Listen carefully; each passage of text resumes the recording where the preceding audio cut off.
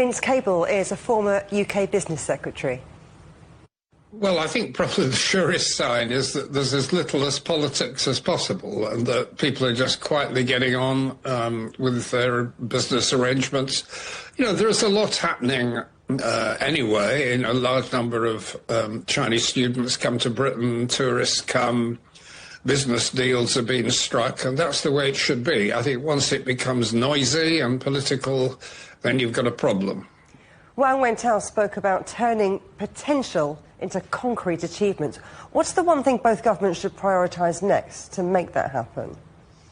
Well, I'm not sure that government setting the priorities is the right way to go about this. I mean, about 90% of the British economy, maybe 80 to 90% is services. That's true of all advanced industrial countries. It will increasingly be true of China. So most of our business transactions are likely to be in the services area. But since Brexit, turnover in the UK has become very, very rapid.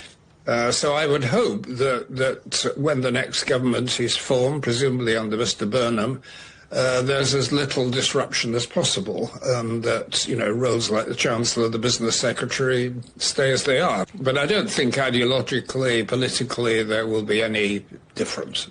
And just as this is happening, new steel safeguards are coming into effect across the UK and Europe.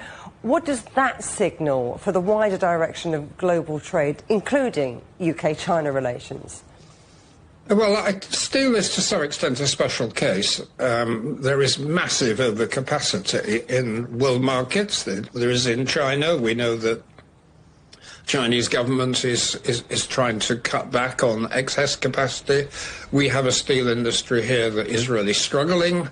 But in Britain, the steel industry is reduced to the bare minimum, and the government's committed to keeping it. So we want imports to support that rather than undercut it. And I think where there is proven evidence of either dumping or subsidization, you would expect the British government to react to that.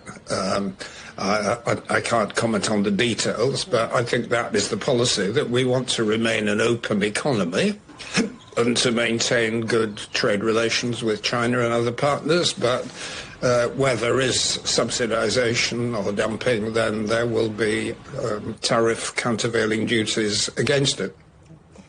UK Business Secretary Peter Carl said serious engagement is back. Thinking about your time as Business Secretary, what does it take to make this relationship stick?